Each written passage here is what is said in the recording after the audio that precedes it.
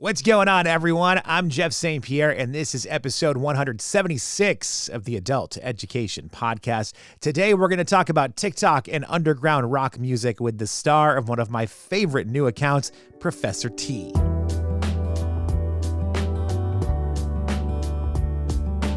First of all, thank you for listening. I don't know if I say it enough, but it means the world to me that you would choose to share some of your precious time with me and my podcast, the Adult Education Podcast. I also want to apologize for going dark for a couple of weeks there. I didn't plan it out this way. I'm still currently looking for a new job, so that's been taking up a lot of my time. But I also found myself getting these wild headaches. I'm still getting them. The second I look at a screen, basically, I start to feel motion sickness. And as you would expect, it's not exactly a good feeling. So I've been trying to stay off the computer as much as possible, but I am making it work right now because I want to get this episode out to you. TikTok, as you know, is a never-ending land of videos about just about anything you could possibly want. My FYP right now, at the time that I'm recording this, is filled with indie music, some politics here and there, and a lot of horny national parks. Side note, if you don't know what I'm talking about there, please do yourself a favor and look up Only Parks on TikTok. You can thank me later. Since music is such a central theme to my FYP, I also get a lot of people discussing music. Now, some of them I find to be just rage baiting and they don't really know anything about music. They just are there to get viewers fired up to increase their engagement. But others offer some great insight and start a positive conversation about some music that you may not know or maybe you've forgotten. Someone I've really enjoyed lately goes by the name of Professor T, and he'd like to keep it that way. I did ask his name, but he didn't want to share. Professor T came across my feed as he discussed his love for late 90s hardcore music, but his musical interest spread to other genres as well. Now, sometimes in his videos, he lip syncs along to songs to help remind the audience of a great tune they may have forgotten over the years, and other times he shares stories about bands and artists that he loves. Now, my favorite thing about it is, just like I mentioned already, there's a positivity here. It's about sharing a love for music, not just ripping on people for no reason. I mean, what's that old saying? If you don't have something nice to say, then don't say anything at all. I connected with Professor T to discuss how he decided to launch his TikTok project, to discuss the craving for 90s nostalgia right now, and to reminisce about some old memories with another old dude just like me. I hope you enjoy our conversation. Professor T, it is a pleasure to talk to you, man. Jeff, glad to be here, man. Stoked. So tell me a little bit about how you came to TikTok. I was looking, your first video on your TikTok is in February, so it's a fairly new thing, it seems like, but maybe you were doing stuff before that I hadn't come across. How did you decide to start going down this road? I've been doing something like this for a long time amongst my friends. 9 years ago, I actually worked in Paris, France for a company called Sonic Box, and that's where this whole idea started. I was basically talking to people on a streaming channel around the world about what I do on TikTok, but live. And I just kind of delayed it. I'm an actor and spokesman for my day job, and it's been a slow start to 2026. So my wife said, hey, you need to get some of that TikTok money. Can you tell me a little bit more about your day job? I'm just sort of curious what your career is. I've been an actor, model, and spokesman for the past 12 years, and I was in sales for 7 years before that. The confidence that I gained from being a singer and booking agent when I was in my teenage years and 20s is kind of what led to where I'm at now. I think it's interesting to talk about, we'll get right into the scene, I guess, but it's interesting to talk to people and talk about being a booking agent when you're in your teenage years. I'm reading this book right now. I think it's called Where Are the Boys Tonight? It's kind of like an oral history about emo in the early 2000s, wave. And they all talk about being 13 years old and booking shows. And I don't think that people that aren't part of the underground music scene understand that that was real life for so many people. Yeah, I started at 97. Okay. My first real band was a rap metal, rapcore band. And my bass player was 2 years older. He handed me the phone book. He handed me a magazine of the local shows. He's like, start booking us shows. And I was 17, still kind of awkward, but ready, hungry. And it was all these levels of confidence and booking. And that was the first step. I love that. And the phone book too. So many stories from that era start with, here's the phone book, find where you can call and you can set up shows for us. But it all pays off. So like 97, I'm terrified. A year later, we're opening for Papa Roach. Yeah. So. Yeah. Okay. So you're from the San Francisco area, the Bay Area? SF Bay Area raised in Redwood City, came up on the SF hardcore scene. I was around 98.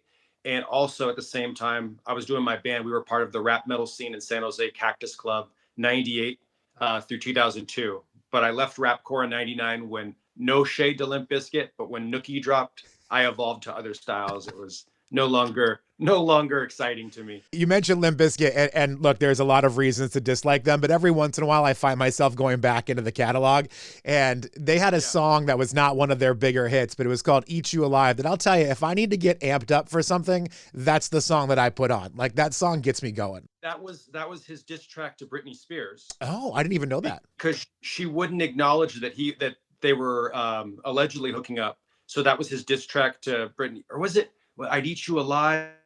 He also did Just Drop Dead, which was like it was just him and his guitar. I think that might have been the Britney Spears show. But I want to clarify something. I'm not a Limp Bizkit hater. Here's what happened. I saw them in 96, open for Korn. And it was single-handedly one of the most impressive shows I've ever seen. I love that $3 bill y'all era. Mm-hmm. That's my Limp Bizkit era. And I love what they did moving forward. But rap metal got watered down then. That's fair. I wanted to bring other sides of my personality, but it's like Fred did everything right. He made his money, and there's like 3 or 4 good songs on the Still Sucks album that dropped 5 years ago. So I'm not a total Limp Bizkit hater. They're part of my journey. They're a big part of my influence. So I just want to clarify that.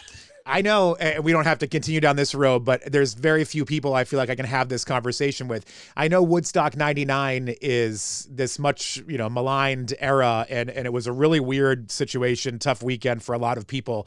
And everybody likes to blame Limp Bizkit, and they may own some of that blame in their own right. But when you watch that performance, if you can take apart the tragedy that happens at that event, and you watch that performance, like from the video clips of the stage, it looks like one of the greatest rock and roll performances of all time. Like, I've never seen a crowd eating out of the hand of a singer the way they are Fred Durst in that moment. And I know it led to other stuff, but if you can separate those two things and just watch that performance, it's remarkable. They were in their peak of popularity, and no one was on their phones, and everyone was drinking, and it's part of history. And that's one of the things that I wanted to talk to you about. And I'm jumping ahead here, but because you mentioned no phones, you mentioned part of history. What you're doing on TikTok, I think, is really interesting because you were kind of keeping the history of a lot of this music and a lot of these artists alive. And I feel like there needs to be an oral history because there wasn't all the phones. There weren't videos every time you went somewhere. I mean, you did a video recently about the band Handsome, which is a band that I feel like no one remembers. Nobody knows. I bought that record when it came out, 30 years ago now almost. Well done. Thank you. There's no video of them performing. I don't even know if they did perform. I mean, who can actually say they saw Handsome, right? Like, so I feel like we need to keep these stories alive because some of these bands will just sort of disappear, and that's a shame. It's a fact. If you go on YouTube, there is some exciting footage. Good. It's very grainy of their show in Philly, and you can see all the kids bobbing and moving, and it just shows how live they were a different beast. Like I mentioned in that video, that tour was not good in terms of they shouldn't have been opening for Less Than Jake, right? Who I think is a ska band. I know a lot of bands. I don't know every band. People come to me and they're like, "Hey, Professor, do this." Like, I was involved in like 10 different scenes at once, so I'm not an expert of everything. But if I do make a video about it, I know what I'm talking about for that band. Oh, everyone but came after me for how I pronounced the Ministry frontman's last name. So you can always count on TikTok to correct you if you make a mistake. I said I wasn't a hardcore Ministry fan, and they still are like, "We're the Karens, we're the society, we're going to cancel you in the name of Uncle Al." That's so funny. All right, since we've talked a little bit about it, let me have you explain what you're doing on TikTok, because I've been talking about it like everybody knows. I want to take a little quick back step here. Why don't you explain what you're doing on TikTok? Professor T solely exists for the nostalgic purposes for people my age, and also to educate the young generation. You're obsessed with the 1990s. I went to all those shows. Yeah, you can kidsplain me all you want about Earth Crisis and all this, but I was there. I've talked to the bands. I've listened. I've been in this game for 32 years in the scene. So I kind of know what I'm talking about, but I welcome everyone to correct me and give me their take. I'm not smarter than any of you, but I am very knowledgeable. I grew up on the East Coast. I grew up north of Boston, and we're about the same age. So I was growing up as Cave-In, Converge, Bane, Piebald. I mean, they were our local bands at the time. which is I'm remarkable. Caven obsessed. I saw you did the video about that. We'll talk about that as well at some point. But Oh. what was your scene like? Because it's tough because without social media and without the internet the way that we know it today, it was there, but it really wasn't utilized the same way. What was your scene like in the San Francisco Bay Area? Are we talking hardcore specifically? Sure. I mean, I know you kind of bounced around, but like, I'm curious, what were your bands when you were coming of age, if you will? What were your bands that you were just like, I have to go see these guys. These are the bands that I love. I got into hardcore in '94. I got into Madball, Set It Off, and Sick of It All, Scratch the Surface. Okay. And for a long time, that was like my hardcore. But I was also into like industrial and metal and sludge, like stuff like Melvins. Mm-hmm. What happened was in 1997, I discovered Snapcase Progression Through Unlearning. I heard Caboose at Borders. They had the little listening stations, and it's so exciting that they have this Victory Records hardcore band streaming. And that's when I became hardcore obsessed. And to speed ahead a year later, I had a lot of my friend groups. I'm friends with everybody. And '98, a lot of my boys were youth crew at Straight Edge Kids. And they're like, hey, you're more on the metal side. I'm taking you to 25 to Life. That was my first hardcore show.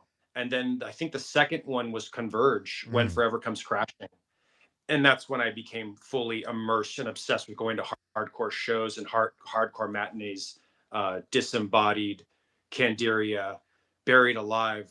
And I remember 99, my vegan straight edge college roommate took me to Cave In, the Creative Eclipses tour at 924 Gilman with a very enraged ISIS, the band. Mm-hmm. Oh my God. And that's when I became obsessed with Cave In. Like, I am like the ultimate Stephen Brodsky stan. I think he's brilliant. He is. When Caleb passed away, I was on holiday with my wife in Solvang, California. And when I read about Caleb passing, I'm still gutted about it. It ruined my day. And I watched, it was opening day of San Francisco Giants. I still get emotional thinking about it because when I saw Cave In perform Pitch Perfect Black, seen them 3 or 4 times, and I heard Caleb screaming those songs, the scene deserted Cave In. I know. When they mellowed out. And it was like 40 people. And I saw Caleb. It's just this absolute specimen of dude. He's just like this, like, he's so impassioned. He's so good at bass. He's a total stud. And he's just screaming. And I'm feeling like all of his energy. And then the guy passes much too early. And I'm just like, I want to cry just talking about this, you know, because it's just that what a genius. You know, Yeah. that Cave In is just, You talk about, it's funny. I had my bachelor party quite a few years ago now. I think it was 2019. The day after my bachelor party, Cave In was playing in Boston, and I live in Baltimore now. So I flew up there, and it's probably the most hungover I've ever been in my life. My wife was like, are you seriously going to go get on a plane right now? I'm like, I'm going to do it. I'm not missing Cave In. They were kind of like it was when they sort of reunited before they put out the last new record. I think they were doing the record where they had started writing songs with Caleb, but Caleb passed before they could put it out. So it's kind of like, hey, we got to release this and get out there. And I was like, I'm not missing a chance to see Cave In. They might never tour again without Caleb. Like, I don't know what's going to happen. And I'm glad that I did it, but that was a rough night. It was a rough night for me. I'm glad you made that. Yeah. They, Cave In's a very special band. I'm one of the few, like, I love Antenna as well. That was a very like, I was finishing college and it was the summer. I was living with my college roommates and I didn't know my future, but I had Antenna and I had my Sense Field and I had my post-hardcore, and that was more than enough. I think that's what's so cool about you telling the story on your TikTok. Again, it's at 90s.edu, 90s.edu. When you talk about Antenna, because you're right, the scene did leave Cave In behind. And I'm guilty of that myself because I fell in love with them with the 7 inches and Beyond Hyperthermia. And then, Until Your Heart Stops just still to this day blows my mind. I can't believe like 18-year-olds wrote that record. It's still amazing. It embarrasses me for the music I was writing. I'm like, oh my God, here I am rapping and our stuff is pretty good. I'll share my bands in the future. But what Cave In and Converge are doing, like, just like everyone quit what you're doing. These are the brilliant. They're serving something different over in the Boston area in Massachusetts. Like, they really were. But now, like, going back and listening to it, like, Antenna is a great record, but I didn't give it the chance back then because I was like, how dare they? Like, how dare this band abandon me the way that I loved them, right? But now I love it. I mean, I think it's so great that they were trying different things. And as you mentioned, Steve Brodsky is a genius. He's a musical genius. He has a great solo album where he covers He covers, is it Lee Hazelwood? Is that his name? Lee Hazelwood? Your Yes. Sweet Love Yes. and Real Surreal Beauty. And I saw him play solo to like 20 people in a little tiny room.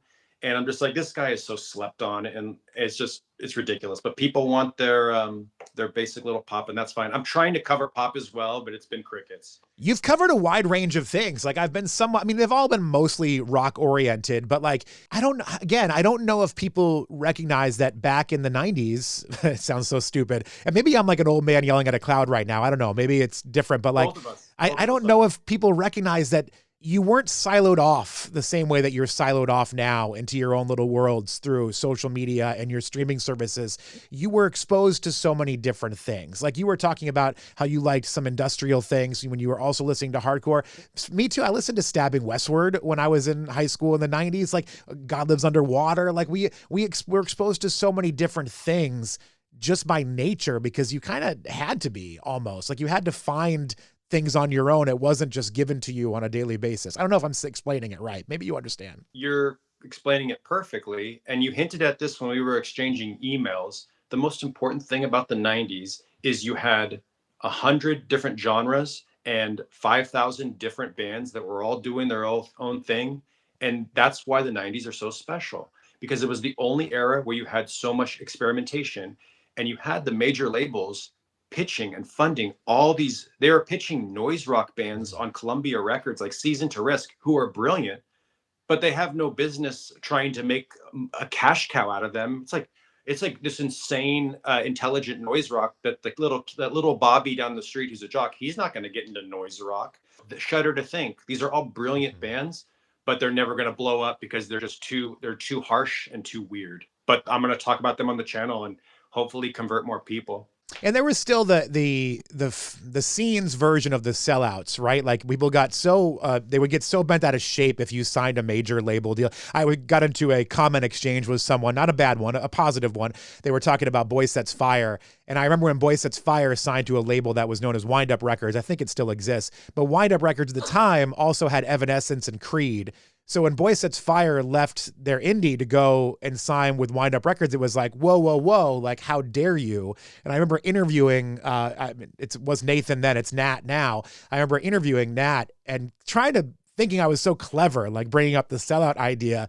And they were just like, look, it's still an independent label. It just happens to have been on a hot streak right now. It happens to have gotten Creed and Evanescence, and they're still independent though, so we're fine with it. And again, as an adult, I'm like, good for you. Good for you for making your dreams happen. I'm proud of you. But yeah, there was still that weird mindset of like, if you go to that big label, then you're not cool anymore and you're not hip. It's because of the whole mentality. Like, I have so much love for the 924 Gilman scene and all the local punk scenes. But as fans, it falls into two different categories. There's the people that are like, never sell out, be a minimalist, just make enough to make ends meet. Or, oh God, you became a capitalist because you went to this major label and you're trying to make a life for yourself. It's like, it's not that great being in a rundown van going I don't want to say Fugazi because they were successful, but struggling. And I've been on tour for 3 weeks on a $5 food stipend, and the guarantee is only $150, and it's fun, but you can't make a living like that. And so all of these fans hating on selling out, it's like, God, they want to be more comfortable and able to afford rent. Like, back off. Like, be real. Yeah, exactly. All right. So why do you think, this is an interesting question. I've had this conversation with a few other folks lately. Why do you think there's this nostalgia for the 90s? And I feel like music in particular, my wife is a teacher at a middle school, and all of her students wear 90s bands t-shirts all the time. 90s fashion is back, but it's like the 90s sort of rock fashion that's back. Why do you think that has kind of made a huge, I don't know, like a huge return to life? It was two things. Okay. The inspiration and influence from their parents, because they were raised on it. And then two, social media trends. It's partly why Deftones blew up. They have a great catalog. They have, in my opinion, they have 4 perfect records: Adrenaline, Around the Fur, Koi no Yokin, and Diamond Eyes. I'm not a White Pony fan, sorry. And here's the other thing to answer your question. There's no better modern alternative. The modern music today is like, as the kids say, it's beyond cooked. Like that you listen to like a pop song, the singers can't even sing. You listen to rappers today, they haven't been able to like do actual bars in the last 10, 15 years. we live in a very ignorant time, and the youth want something real and they want something memorable. That's interesting. I haven't heard And that's somebody why else say that, the real and memorable thing. That's really interesting. And I like that perspective. I've thought of it too a little bit. If you're familiar with the term monoculture, we just don't have that anymore. Like if you start, there's another podcast that you may have seen. It's called 60 Songs That Explain the 90s. I don't know if you've heard of this show, but each episode talks about a different song in the 90s. Now he's into the 2000s. But every song he talks about, I can guarantee you that just about everybody is familiar with that song. But if you were trying to do that podcast with the 2020s, I don't think I can't guarantee that you'd be familiar with the song, because I don't think we have the same culture where we all know the same pop culture things. Does that make sense? it does. I just want to add another thing. Please. It's also everything is timing. Like in terms of like when a band, like we talked about Limp Bizkit earlier. Look at 12 years ago. They weren't having their return moment yet. They were playing shows at the Wiltern in LA, and a guy at work's like, "Hey, I went to see Limp Bizkit," and I'm not being mean. I'm telling exactly what happened, and everyone laughed and pointed at him. They're like, "Seriously or ironically?" And then 7 years later, 8 years later, they're back to packing stadiums. So it's just a matter of like what groupthink and social media say. I didn't even know that Crowbar was a meme when I made my viral Crowbar post. It was just pure luck. And I've got these randos saying, Crowbar TikTok poser. I'm like, I've been listening to Crowbar since I was 12 years old in 92. I didn't know they were like this trendy social media viral thing. It's funny. I live in Baltimore, so Turnstile is a big thing around here. And boy, there's a lot of haters for Turnstile on TikTok. And fine, whatever. People like what they like. But I'm like, I live in Baltimore. Like they're doing good things for this city, and we've had a lot of fun with them. I went to a free show. There was like more than 10,000 people there. That doesn't happen. Like it's kind of remarkable, and I'm excited to be a part of it in my own little way. So you go on hating wherever you are and leave your nasty comments. I don't care. So while never enough is not for me, that's just my opinion. I'm not the end all. The Turnstile that I love, like 2015 to 2018, that's my particular preference, is like amazing. And it's funny how you say they're hating on TikTok. I posted Can't Deny It yesterday, and it got lukewarm response. I post Madball, and everyone's going crazy over it. But props to Turnstile, props to Baltimore. And I kind of wish Trapped Under Ice was that big. I want to talk too about the idea of a lot of these bands coming back. Now, for me, it's been great. Like we talked about Cave In earlier. They seemed like they were dead in the water, but that's a poor choice of words given how we talked about it before, but it seemed like we were never going to see Cave In again. And then, Piebald for me was like the band that broke it open for me. I heard Piebald and I was like, what is this music? I need to learn more. And but they just announced a new album. And I wonder, this is no disrespect to anybody, should the artists come back? Like you did a video recently about Glassjaw. This is why I started thinking about it. Glassjaw is fantastic. I saw them back in December. They sounded awesome. They sounded incredible, but it wasn't the same show. Like it wasn't the Glassjaw that I saw 25 years ago. And they're also 25 years older. So I get it. They're not doing the same stuff on stage, but I feel like it hurt my memory of them because I was watching the show thinking, man, I miss the other things that I had seen them do. So I don't really know if I know the right question, but should the artists ride the nostalgia wave and come back, or should they just remain the mystery? Bands like Glassjaw and Nine Inch Nails should continue to keep playing, because although you and I have our favorite memories, everything you just said, I'm 100% on point with you. I prefer Glassjaw as a 5-piece. It was just a completely different experience. Daryl still sounds great. He's still killing it. Mm-hmm. But it's funny. Everyone's like, oh, I just saw for many people, the Nine Inch Nails Peel It Back tour that's happening right now. People are like, this is the best Nine Inch Nails tour I've ever seen. I've watched the videos, and in my opinion, it doesn't hold a candle to Downward Spiral. But to get to the point, absolutely. There's value in it for the youth. There's value in it for the diehard fans who are always going to cherish it. So you and I, even though we're on the same page, we need to move out of the way for them to enjoy it and not I know you and I both want to be like, oh, it wasn't as good as a 94 or 2000, but for them, let them have their joy. I do my best to view it from that perspective, the move out of the way perspective. I really do, because I don't want to be a gatekeeper. I'm not someone that's going to be on here telling you what you should and shouldn't listen to, what's good, what's bad. I want you to experience it. I want you to have your own memories. So I do think about a lot of things from that perspective. And I like that you have that as well, because I do think that comes through in your videos. You're not trying to tell me, as the consumer of your video, you're not trying to tell me that I'm wrong. You're just saying, here's a cool story about a band maybe you don't know about. One thing I want to clarify, the Crowbar video that got me a lot of followers and views, it made me very sad when people are like, but I love Sleep Token. One thing I don't want to be is a bully. Yeah. One thing I don't want to be is I don't want to make people feel bad about themselves. And because I've dealt with some horrible people in my life, and that's why I got into hardcore industrial. It's why I got into bodybuilding and all these things. So sometimes I'm doing character performance. So I want to clarify that, because I don't want anyone to watch my videos and become depressed or feel less than, because I've been there, and it's the worst. It can shape, bullying can shape your whole trajectory of your life. So I just want to say that, like, have a sense of humor. Don't be such a, I sound harsh here, don't be such a literal Linda. But I'm here to have fun. I'm here to educate. And I welcome everyone to bring back the feedback and whatnot. But what I will not be or tolerate is bullying and making people feel like garbage. I appreciate that. What's been your most successful video so far? It was Crowbar. Crowbar. It was Crowbar because it was just a lucky thing. I was playing into the whole machismo that I was raised in. Mm-hmm. I also think is important. I'm a student of Henry Rollins. With my running and my lifting, I'm a big David Goggins guy.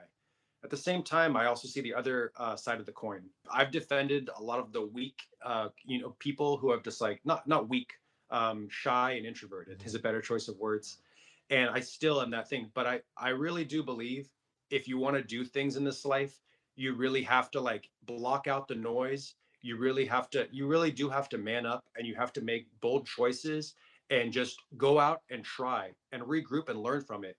So there is a little bit of truth in my popular Crowbar video, but there's also ones that people love, like they love Glassjaw. I have like 2 Nine Inch Nails ones.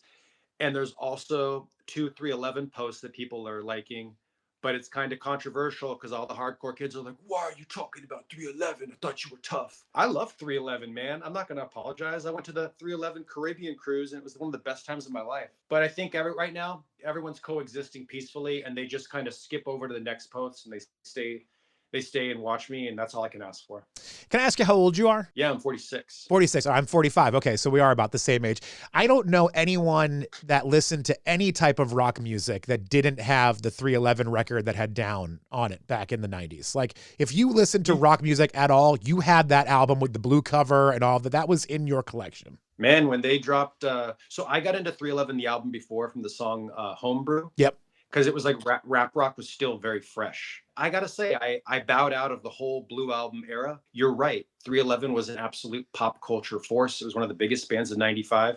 But I prefer their harder style. And then 97, when they went psychedelic reggae, Transistor, that was a big big record in my formative years for sure. I think when I look back on 311, Transistor is the one I listened to the most. Of the songs that I would put on, that one definitely has the most songs that I would listen to from 311. It's awesome. I didn't know they recorded 29 songs for it.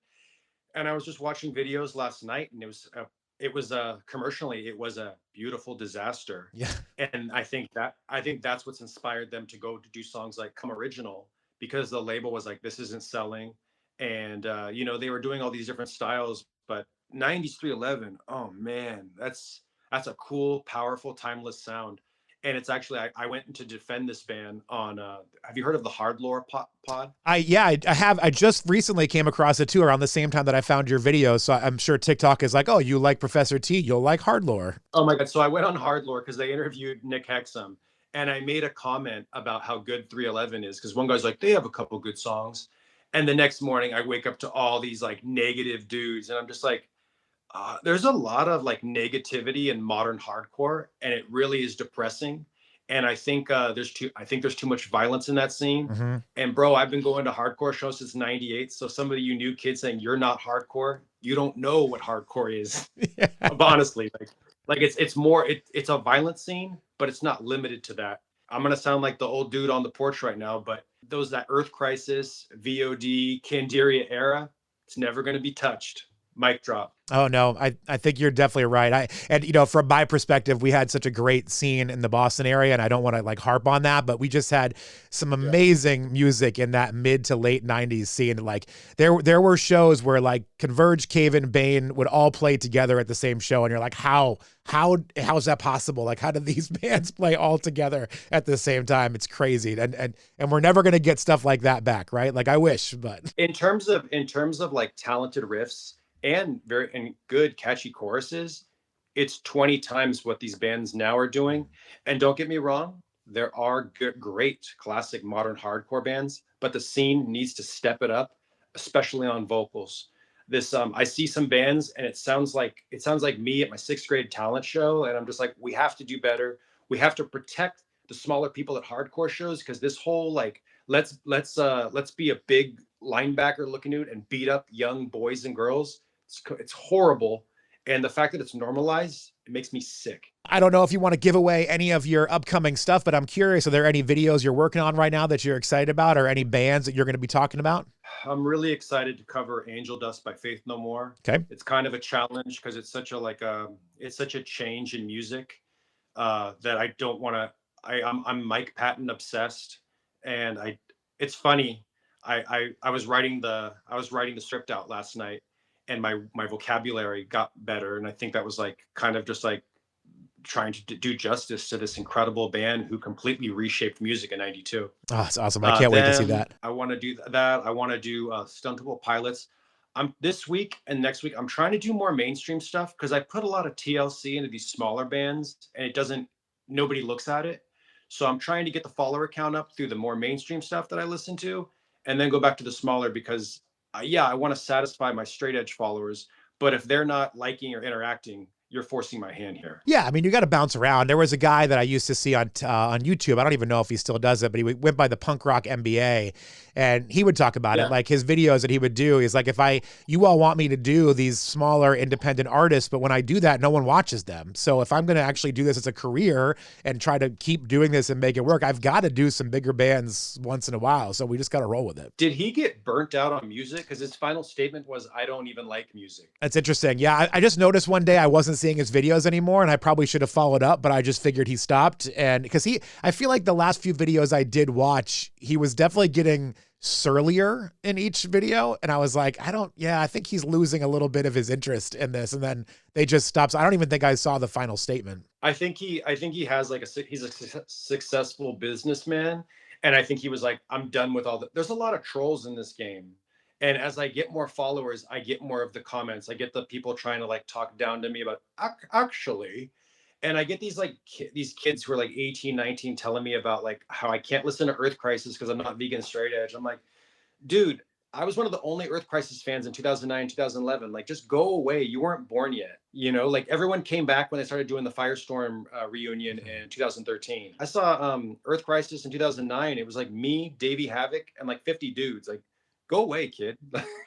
And you know what? Again, in our generation, for our age, I think most people got into hardcore. I know you talked about Snapcase, but like most people got into hardcore because of the California Takeover record that Victory put out. And that was Earth Crisis, Strife, and Snapcase. That was the introduction to hardcore for so many people in our generation because it was just this brilliant record that was on Victory that had this huge mass distribution. And it's everything you needed. It's true. I mean, right after I heard Caboose, I got into Earth Crisis. I became obsessed with Gomorrah's Season Ends and that Victory Style Takeover Volume 2. It was such a more intelligent take on heavy music as opposed to all the silly nu metal. I was growing tired of nu metal bands with everyone trying to be Brian Head Welch and doing the silly faces. And it's like hardcore, you actually learned about, animal rights. You actually, through Downset, you learned about like socio-political issues, and you became a more intelligent, compassionate, you learned about the Hare Krishnas from Shelter and 108. These are all bands that I still think about. I made a beautiful vegetarian breakfast because I don't want to be the killer of the soul, a very good 108 record. And so these are all my takes, my convictions, and I urge music fans to listen to these songs and form their own conclusion. Well, Professor T, this has been a pleasure. I'm so glad that you took the time out of your day to chat with me. I love the videos. I hope you keep it up, and I hope your follower count continues to grow so you're inspired to continue doing this because I love your takes. And you know what? I love to sit and talk about music with people, and I feel like I get to do that with you through TikTok every time you post a video. I'm essentially having a one-way conversation, but a conversation nonetheless with somebody about music that I love. So I just appreciate you, man. I hope you keep doing it. I will. Jeff, I appreciate your time, and I'll see you on TikTok, brother. Big thank you to Professor T for his time. This interview was recorded a couple of weeks before being published, so there's a lot of new content you can check out right now, some of which he promoted there at the end of our conversation. And thank you to all of you for listening to this week's episode of the Adult Education Podcast. Until next time, be well.